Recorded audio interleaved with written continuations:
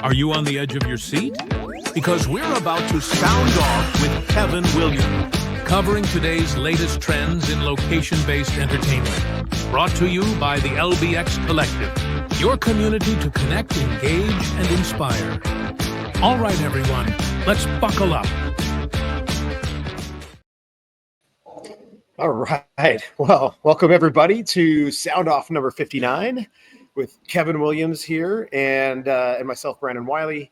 And I am I'm stuck in New Orleans, so I feel like I'm perpetually on the road. We were in London together last week, and now here I am in New Orleans. Although, of course, hopefully by the time this is running, I will be home and back in Phoenix. That would be lovely. But let's get into it. Thawing out back in Phoenix. I wish you well. Exactly. Yeah, I would like to be stuck in New Orleans, but I would like the bars to be open if that was. Exactly. Yeah, and not have an ice sheet across the street of Bourbon. So anyway. Well, yeah. Well, anyway. All right, what do we have for our meme today? Well, it was one of the discussions that we were kind of having while we were in London at EAG was really, is revenue sharing the only option for entertainment operators? And, there are three ways, and we can touch upon the three ways to do business. But, I'm beginning to hear a lot of people talking about revenue sharing when they're talking about equipment purchase. Yeah, so I don't know if I have a firm opinion on this one, but I do know it is hotly contested. So people and we were having actually a discussion about this yesterday with some of the operators that were here, and we were sitting around having a couple of drinks, and somebody was talking about the fact that they do revenue share for a fairly large arcade, 50, 60 pieces. But then there was another operator that said, well, no, I buy every single one. And so they were talking about getting a new machine, and like, well, we don't have the funds for that because we like to buy our machines, and the ones we have are all fully paid. And you're like, well, they can literally give it to you. You just share some of the revenue. And they're like, well, no, we don't want to. So anyway, it's a hotly contested thing. What are your thoughts, Kevin? So, for our audience, there are three ways currently of doing it. You can buy the machine, cold hard cash on the table, purchase the machine. You can, or machine or attraction, you can buy to lease. So you pay a certain amount towards either completely owning the machine or doing a deal with whoever the distributor or manufacturer is, that they then take the machine back and you put down the money that you've already invested towards another purchase. And then there's revenue share. And the revenue share is you supply the space and the staffing and the operational components. They supply the machine, and you come to an agreement of what type of split that you're going to give them for the revenue that machine or that attraction generates. And we've normally seen revenue sharing in its strongest format regarding climbing walls and jungle gyms and soft play experiences. And over time, we are seeing more manufacturers looking at revenue sharing as a means to get machines out of their warehouses, to be able to sell groups of systems from a distributor point of view. So a operator, rather than having to buy all of the machines that goes into its space, knowing full well that in 9, 10, 12 months, they're all going to be changed out again, he comes to a revenue sharing agreement with his distributor. And it is surprising, a little bit of digging last year, and I came across quite large chain operations that were actually entering into revenue sharing agreements where previously they had purchased the machines.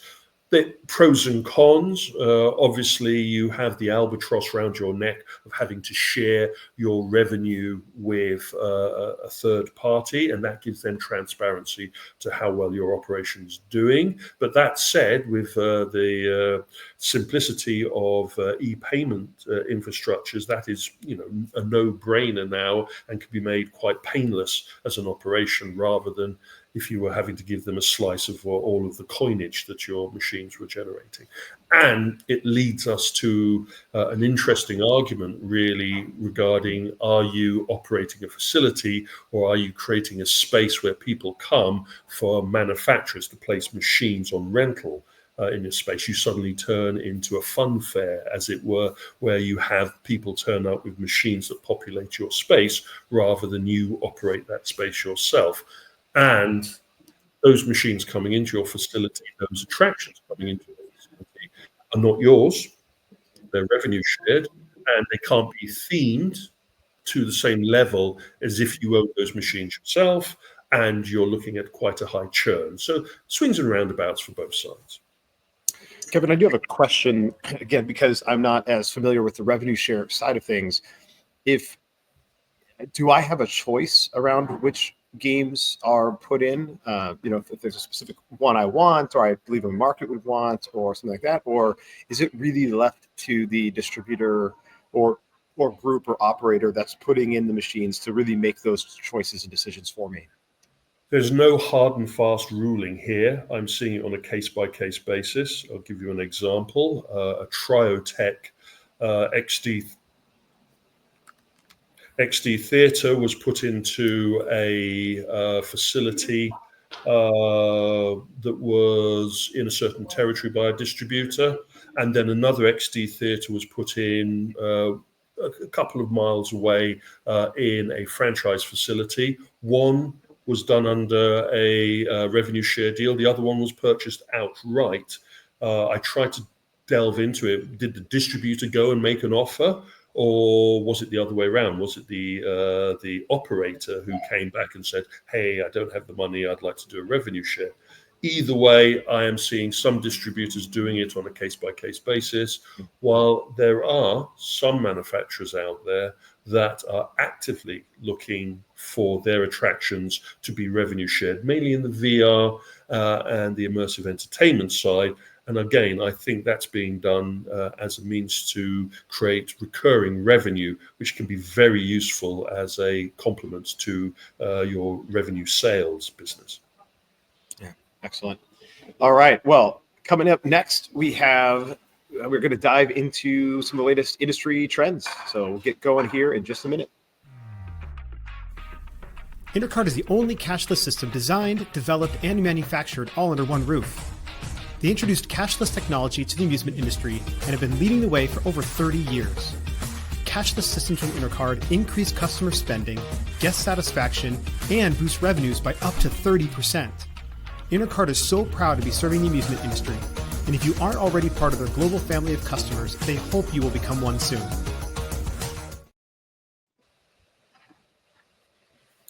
Thank you, Intercard. So the trends, trending, and we jump straight in with some nice aerial pictures I wanted to share of Legoland Shanghai.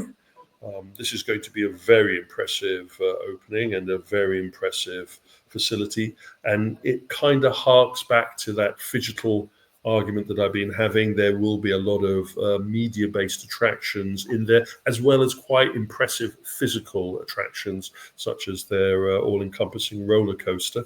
That is quite a minifig dominating the front of their site. I think this will be one of the most impressive themed regional entertainment parks that we get to see, and again cementing the Lego brand in the international marketplace.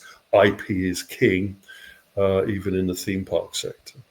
I'm really impressed by the theming of the actual physical building as well. I mean, that is not an insignificant amount of effort and theming that's gone into just the surface of the building to make it look like it's a Lego, like a Lego building. And so anyway, super impressive. And is this one going to be operated by Merlin, or is it a separate group that's partnered with a Chinese group? I'm not sure. I think Merlin did, like Disney, a deal with a Chinese company that actually operates the facility, but under the auspices of Merlin Entertainment. But again, I'm sketchy on the full operational structure. Looking forward to the doors opening. We'll be getting a lot more information on the square footage and the most important part, seeing how well the themality works inside. Talking about Phygital again, and our friends at Cosm, the digital screen, shared reality, sports and live performance venue, just announced their latest signing. So they've done deals with sports brands. They did a deal with Cirque du Soleil to have their performances shown within their social entertainment space, and now they've just signed a deal with WWE to have that fighting wrestling experience shown as an event, the ultimate representation of a watch party experience writ large, and part of a very very forceful rollout that the operation is under. They're already pushing their NFL games. They're already pushing their golfing experiences. They've already pushed their basketball. So now they have wrestling to go alongside all of their others, really motoring along here. And I think we're due for another raise from them as they look towards opening their 30 facility initial rollout. A company that has a long history in the media-based attraction and 4D film sector, Cimex, iWorks. The division about 2 years ago went dark due to various financial reasons. The Cimex company, Canadian-based, that is the parent of the whole operation, went into insolvency.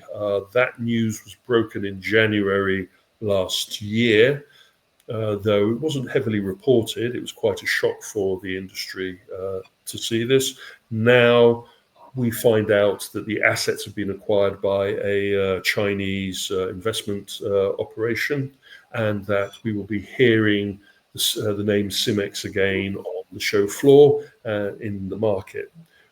The information is very bitsy at the moment, but we've now seen their website go live again, and we're beginning to hear more information about which of the IP for their 4D film experiences they've retained and what assets they'll be rolling forward. So we're looking forward to seeing the return of a veteran operation into our industry. Then some interesting news from the Japanese market. We really are seeing an increase in attendance, development, and spending within the Japanese amusement and entertainment facility mix, to the point where we are now surpassing the numbers before COVID.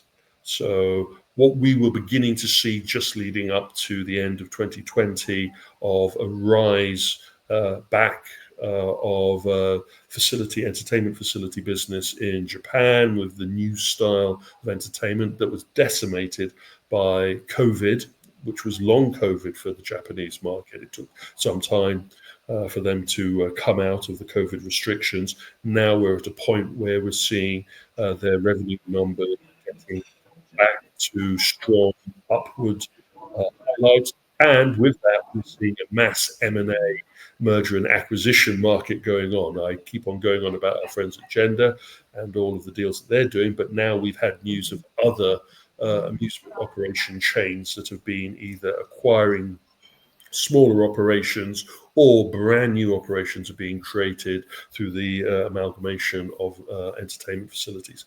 All of them are looking to having to increase their investment. They're having to put money into the business. And so it is obvious that if you're going to have to reinvest, then if you have that capital available, acquiring more facilities gives you more power. It is a land grab in this particular sector, and that is always a worrying thing in the Japanese market. But at least it's a positive land grab as we're seeing business generating. One of the interesting aspects, I don't know if it's part of the land grab or if it's just part of the situation coming out of a long COVID and neglect. Either way, we have seen several Japanese amusement facilities catch fire and burn to the ground, quite serious blazes. I've charted now 3 facilities. We just had one happen this month. We had one happen at the end of last year, and one happened in the middle of last year. I don't know if this is a trend due to neglect of property. I don't know if it is a situation due to pressure being put upon the facility operator and issues causing for the facility to be neglected. Either way, we have 3 facilities that have done this. If we get a 4th, then we have a serious trend on our hands. And we'll be watching this very closely to see how it falls out. Luckily, though, no one has been injured during these blazes, and the last blaze was quite serious. It was quite a conflagration. Anyway, moving from the white-hot industry of business to the white-hot industry of tech and trends, we have in the UK Outernet, which is the future. It's an environment for the future of shopping and engagement, and it is all LED screens. And it is impressive to offer a unique and compelling environment, an immersive environment, where we've seen this done with projectors. We're now seeing this starting to be done with OLED digital environments, going back to my phygital argument. And this particular space has had a number of interactive experiences where it actually engages with the audience that's inside. So you use your mobile phone, scan a QR code, and a special app allows you to interact. This particular one, the butterfly trail, allowed you to follow augmented reality or mixed reality butterflies as they fluttered around the environment, both linked to what was happening on the screens and what was being generated through your phone. I do, real quick before we move on, I do like to I'll point out that on their website, they say that not only are the most visited cultural attraction in the UK, which, we'll see, but what I like is they have trademarked a virtually real entertainment district. So instead of virtual reality, virtually real. So they do have that trademark, but I thought that was interesting. Just want to call that out. Yes, it's a nice term. I think we will borrow some of that when we're reporting this in the Stinger report. And virtually real, we have seen in the UK a rollout of immersive experiences and exhibitions, the Monet exhibition, the Pompeii exhibition, but those have been using projectors to create the immersive mapped environment. These immersive experiences are focusing on digital digital screen display technology, LED systems, the latest high resolution. And so along with Outernet, we have Future Store, which is a little bit down the road at New Oxford Street from that. And then in Battersea, near Battersea Power Station, we have Neon, not to be mistaken with Neon opening, which will be one of the larger of the screens. And this is a kind of temporary structure. It's not a tent, but it is a hardened temporary structure that they're putting in. And I get the feeling, depending on its success, then that will become a permanent fixture again, offering a digital screen experience to groups of audience with some level of engagement through app-based interaction. One of the venues that we managed to visit while we were in London was the New Hollywood Bowl in another semi-permanent structure. The O2 Arena was originally created for the Millennium celebrations and has now become a permanent fixture in the UK entertainment. Its core business is as an arena, as a live performance and live events space, but surrounding it in a donut or ring cluster are retail and entertainment. And the O2 Arena has a number of active and social entertainment experiences. One of those is Hollywood Bowl. Hollywood Bowl's gone through a reinvestment recently, where all of their multitude of sites, I forget how many they have, but it's in the 30s or 40s facilities dotted around the UK of their bowling experience. They've now pushed a more boutique bowling experience. They've now pushed heavier on their cocktails and their F&B and their amusement. And the facility we went to had just gone through the upgrade, and along with a bigger push on its amusement and a much more wider bar and cocktail branding, they also had added competitive socializing. And upstairs, the executives have been chucked out of their mezzanine, and duck pin polling had been inserted in about 6 lanes, as well as the inclusion of a bar, a unique bar for that area, and seating. And it was quite obvious that this was a private hire space, but also pushing very heavily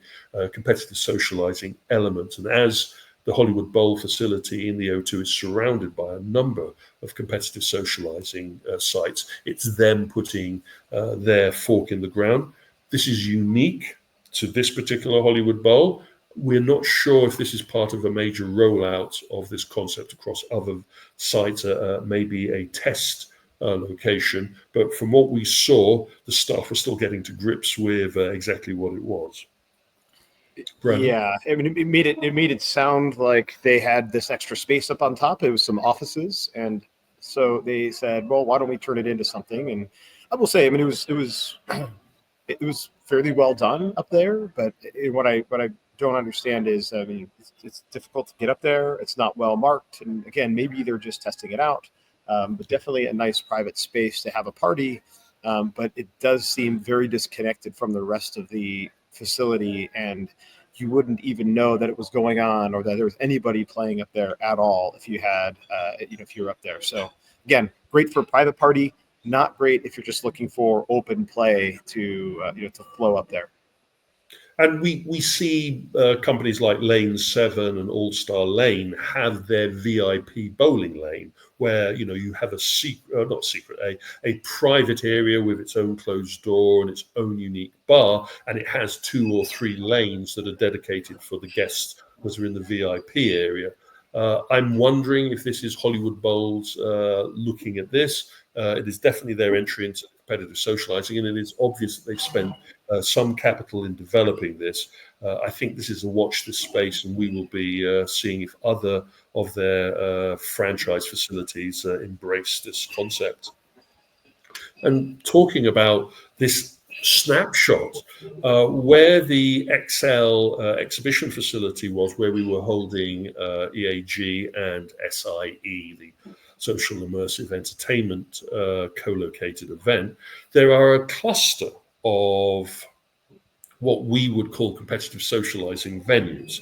I haven't added onto this list the cluster that is now being opened at the XL entertainment venue, but it is in the catchment, and they've actually created a unique immersive hub for there. They're going to have the Elvis experience. They're going to have an F1 experience there. They have the Friends experience, as well as others being announced in their space. But next door, a stone's throw away in Canary Wharf and at the O2 environment, we have 10 competitive socializing venues just within that snapshot. And that tells you quite an important thing. Number one, there is a catchment area there. You have the city boys, the people that are working within the financial houses that are caught up in Docklands. You also have a captive audience from everybody in that part of London, as well as people that are prepared to travel on the available transport hubs from London to go here. That only takes 20 minutes, or if you're using the Elizabeth line, only a matter of 10 minutes or that to go from the centre of London to these venues. Hollywood Bowl, we've already talked about. Pitch is a golf simulator environment. Clays is a clay pigeon simulator experience. Activate is a mission room skill gaming environment.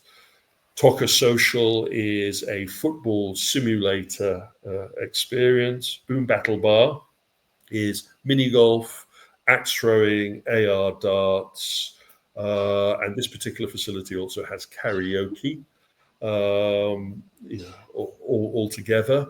Fair Games is a midway games recreation with F&B. Very high level. We can talk about that a little bit more. Platform is retro consoles. Rent a booth. Pick your console classic game of delight and get served cocktails and snacks. Electric Shuffle, Shuffleboard, which are gamification with a high level of cocktail. And finally, The Cube, which is a active game show experience, gamified game show experience with F&B and a lot of social entertainment value where the audience can watch you making a fool of yourself trying to sort out the various puzzles. Anyway, Brandon, you had a chance to see some of this. Yeah, I did, and I would call out a couple of things here. One, while there isn't a flight club in the two REIT sections where we visited, there are some flight clubs in nearby these areas. That's the AR augmented reality darts and social entertainment space. The surprising gap here for me, even though you could argue that Boom Battle Bar had mini golf, is the lack of any sort of social competitive mini golf installation in this area. So there's no putt shack, there's no puttery or puttify. There was which one did you visit, Kevin? That was a unique take on mini golf, which I thought was interesting. So if you go into London, so if you draw a line between the centre of London and the outskirts where the financial district is, in the centre of London we have a selection of competitive socializing that are trying to grab that catchment of audience. And I pointed out previously the immersive enclosure systems that were being developed. Those are in central London. We have Swingers that is in the centre there. We also have Putt Shack, and one of the first Putt Shacks was launched in that London catchment. So you could kind of say that from a facility operator's point of view, they will say, well, if these guys want mini golf, then they're going to go to those outliers which are down the road. It's an interesting observation, though, that I wonder if a mini golf